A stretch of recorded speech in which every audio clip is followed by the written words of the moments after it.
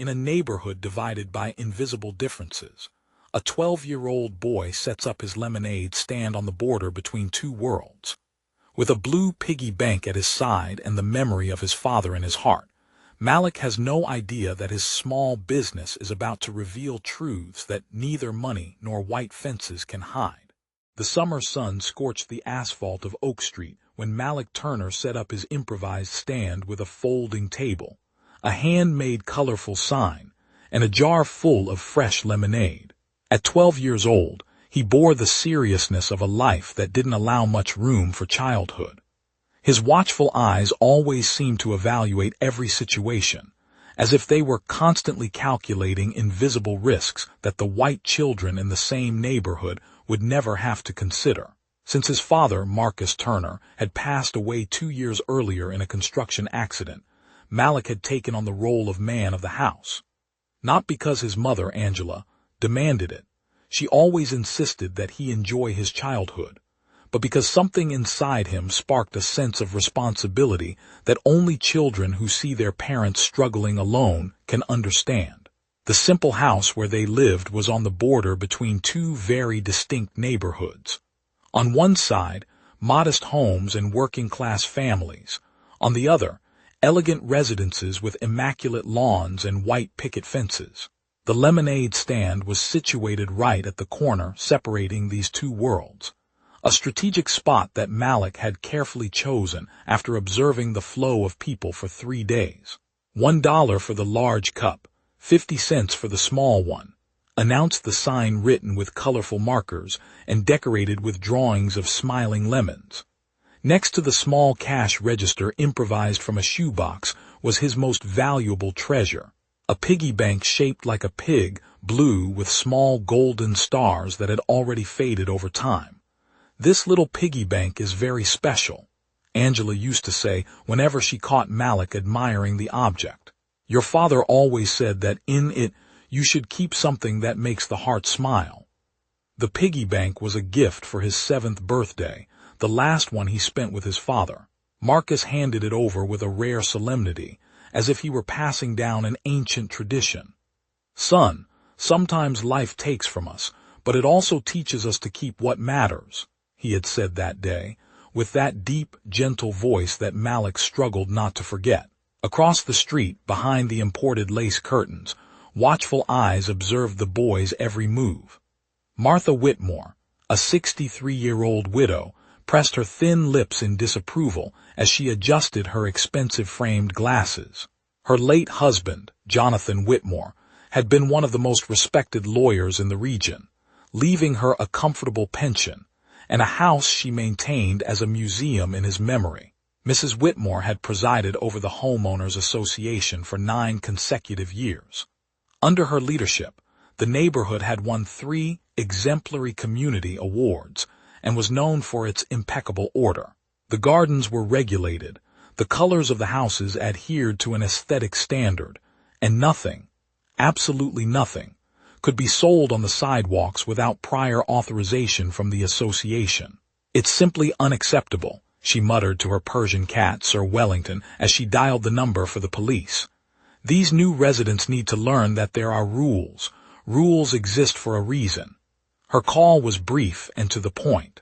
She reported an unauthorized commercial activity and mentioned concerns about public health issues related to the sale of drinks without a license. She did not mention that the seller was a black child. She didn't need to. Her polite voice managed to communicate exactly the kind of problem she was reporting. The patrol car arrived 40 minutes later. Malik was serving lemonade to an elderly lady when he saw the police car parking. His whole body tensed, an automatic reaction that his mother never had to teach him, but that he learned by watching how the adults around him changed their posture when they saw uniforms approaching. "Take a deep breath, look in the eyes, tell the truth," he mentally repeated Angela's instructions, which always ended with trust that God always sees the truth, even when people don't. From the car got out Officer Jordan Hayes, a middle-aged black man with eyes that seemed to notice everything. 22 years in the police force had given him not only experience but a unique ability to assess situations beyond appearances. 3 children, 2 boys and a girl, had taught him to see beyond the obvious when it came to kids. Officer Hayes walked to the little stand unhurriedly, observing the complete scene.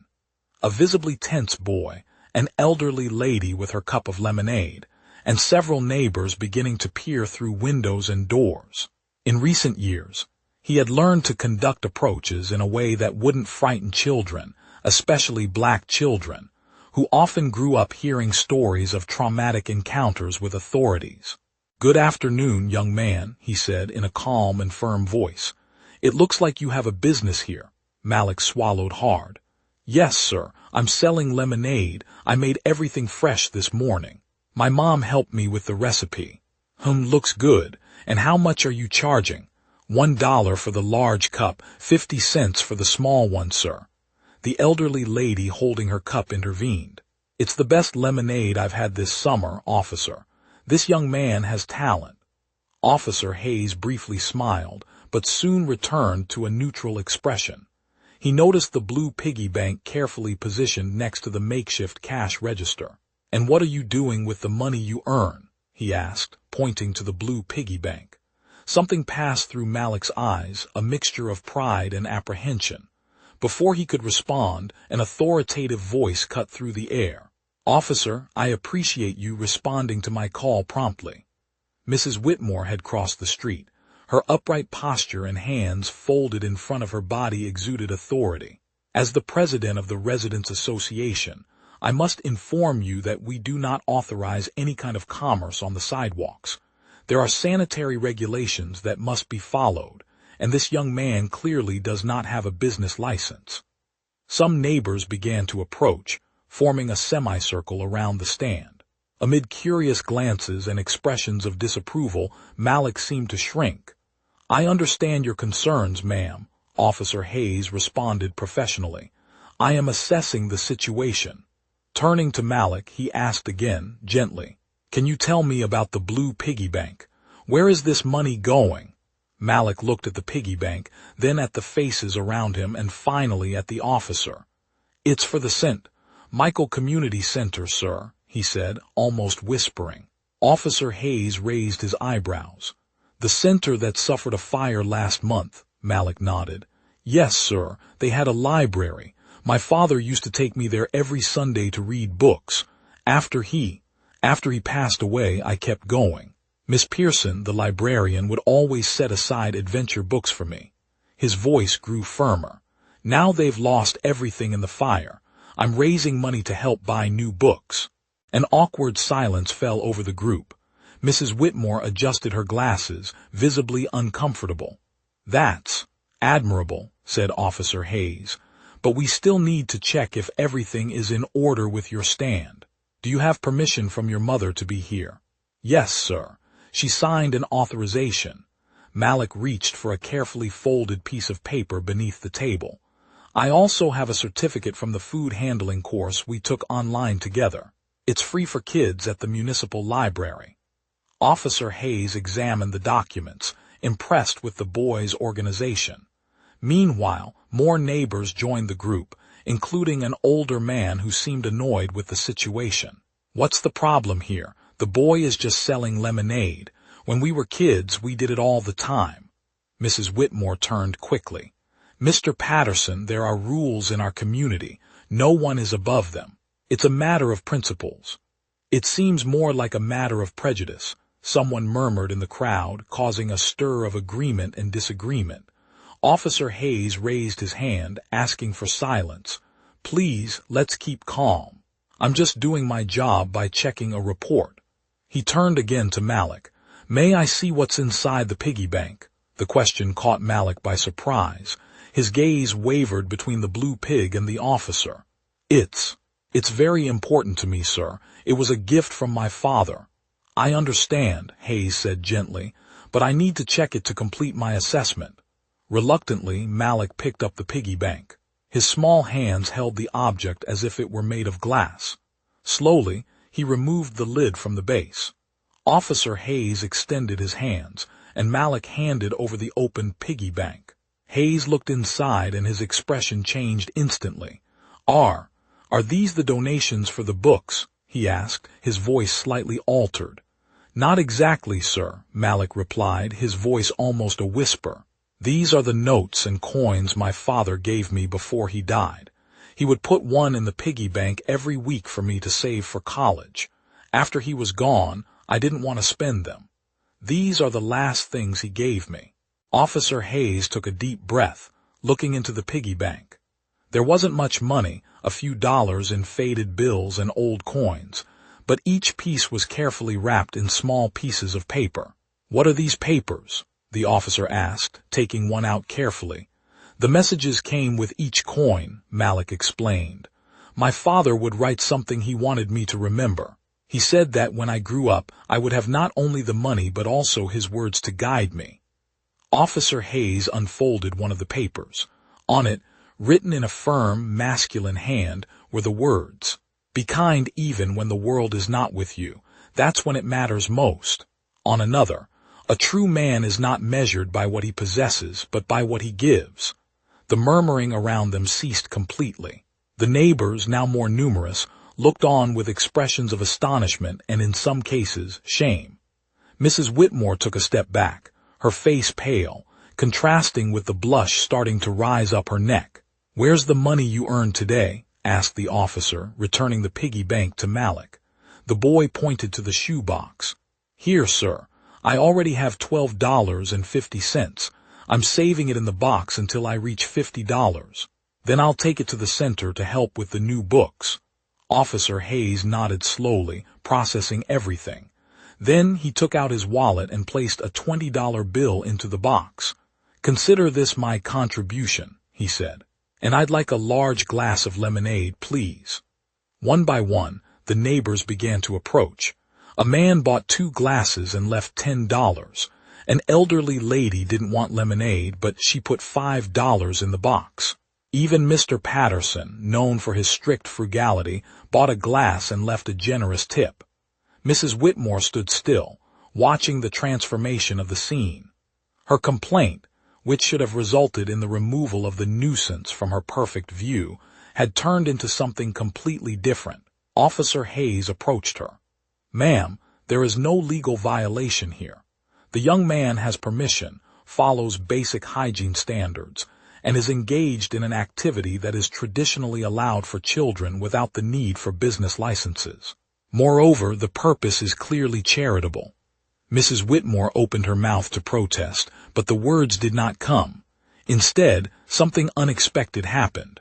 Her eyes, always so hard and critical, met the blue piggy bank that Malik held so fondly. She suddenly remembered a porcelain piggy bank her grandmother had given her decades ago, which she kept religiously on her shelf.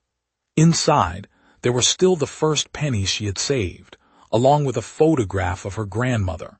Without saying a word, Mrs. Whitmore walked over to the stand. Her gaze met Malik's no longer with superiority, but with something close to respect. "A small glass, please," she requested, her normally authoritative voice now low and almost gentle. Malik carefully poured the lemonade, his small hands shaking slightly. Mrs. Whitmore tasted the drink. "It's delicious," she said, to everyone's surprise. Then she took out her fine leather wallet from her purse, and from it $100 bill. She placed it in the box, "For the community center's books." The silence that followed was broken by Malik. "Thank you, ma'am. Would you like me to write down your name? I'm making a list of everyone who donated to send to the center." Mrs. Whitmore hesitated, then nodded.